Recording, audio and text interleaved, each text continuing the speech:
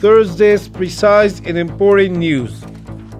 Foreign Minister delegation lands in Uzbekistan to attend the 4th Foreign Ministers meeting of the neighboring countries. An Islamic Emirate delegation led by Acting Foreign Minister Amir Khan Muttaqi arrived in Uzbekistan today. It is expected that Muttaqi will participate in the meeting of foreign ministers of Afghanistan's neighboring countries.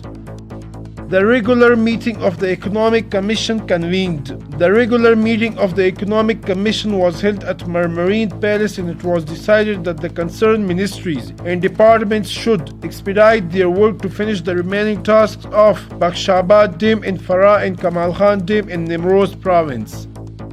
China will never interfere in the internal matters of Afghanistan. The Chinese embassy in Afghanistan has issued a statement saying that it has full respect for the independence, sovereignty, and territorial integrity of Afghanistan and will never attempt to interfere in the internal affairs of the country or to influence Afghanistan.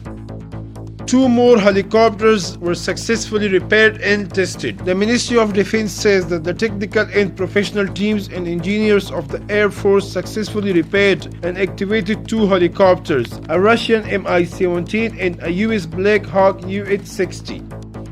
About 600,000 disabled people, widows, and orphans have been registered so far. The Ministry of Maritime and Disabled Affairs says that so far it has registered 600,000 widows, orphans, and disabled people.